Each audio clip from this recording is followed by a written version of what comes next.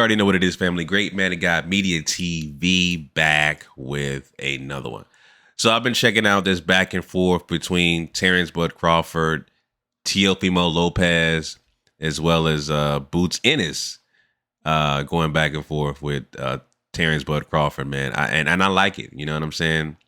Bud has a lot of options right now, you know, especially with the latest news of Errol Spence having eye surgery, and that fight is completely at a standstill because, again, eye surgery takes a lot of time to recover from. So, like I said in my last video, the fight between Errol Spence and Bud, you know, is put at a standstill. It's we don't know when that fight is going to take place this year. We don't know because Errol Spence is recovering from surgery. That takes time. His body's got to recover. You know what I'm saying? And you know, that fight's at a standstill. At this point, Bud is going to have to do for himself and have another fight, you know, this year. You know, you need a fight this year for sure. My thing is this, right? The back and forth between T.O. and Bud, that's really good. I would love to see that fight. You know, you got a lineal champ at 140. Calling out a lineal champ at 147. You know, that I would love to see that fight. The fact that Bud, I saw the tweets between Bud and T.O. And Bud was kind of really dismissing T.O. and his accomplishments. You know what I'm saying? And T.O. has great accomplishments. If they fight each other, and shout out to Punch Drunk Boxing. And I saw his video he put on his Twitter.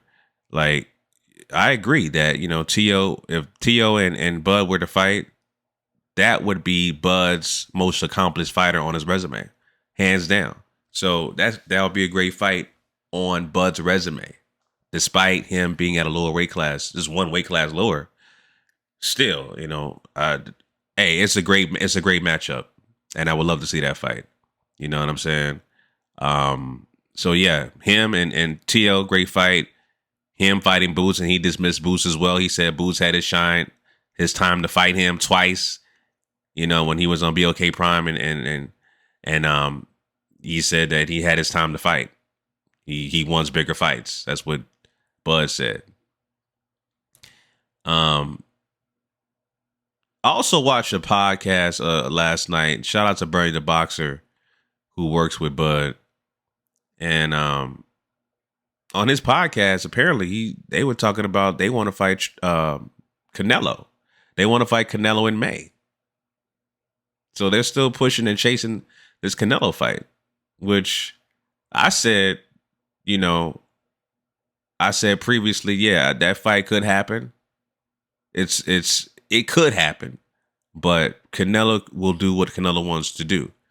And the fighters that are on his radar is David Benavidez, right? Someone like David Benavidez or Jaime Munguia. You know what I'm saying?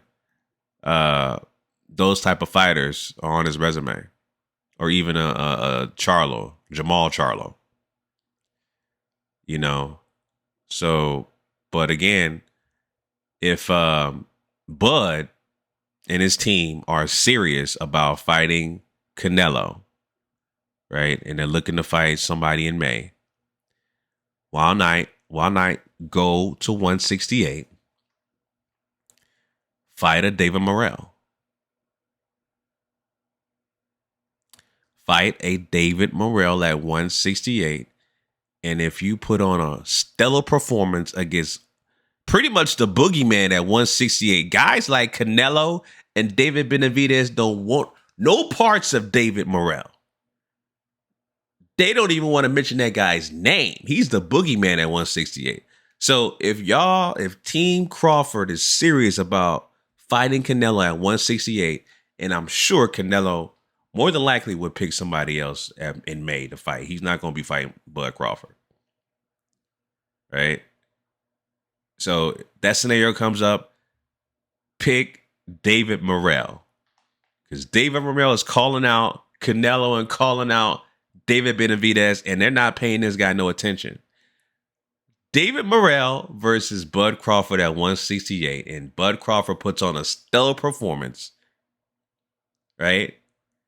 That fight between Bud and Canelo will be the biggest in boxing since Pacquiao Mayweather. I guarantee you. The interest will be through the roof. Through the roof. You don't have the cachet, man. I'm talking about Bud Crawford and the team. Right now, you don't have the cachet to just fight guys and make the kind of money you want to make. In other words, like Canelo can fight a trash can and make $50 million guaranteed. You know what I'm saying? Bud can't do that. He needs a certain name on his resume, or he needs to continue to build with legacy fights to get to that point. Unlike a Canelo who's already done that. He's been there, done that. So, you don't, like I say, you don't have the cachet to do that right now.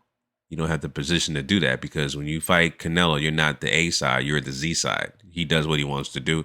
He does negotiations his way. You take it or leave it. So if y'all fight, if it's a 90-10 split his way, you're going to have to accept that. Because he's going to bring the fans in, from Mexico and everybody else. He's going to bring them fans in. So, but like I said, man, but yeah, you got a lot of options, man.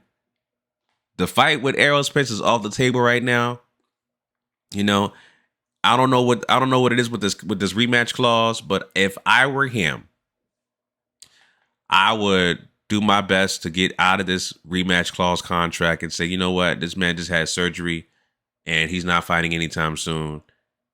I want to get out this contract. I can't be waiting for him.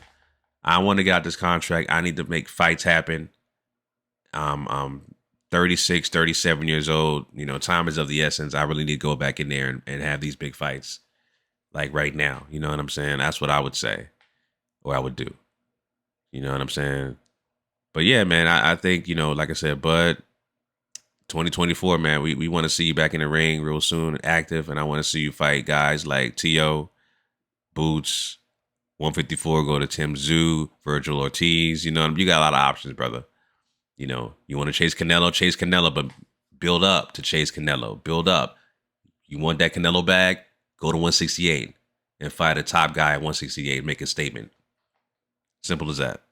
So those are my thoughts on that, family. Leave your comments down below. What do you guys think Bud Crawford should fight next? Who you think should be on his radar next? Until next time, family, signing out. Peace.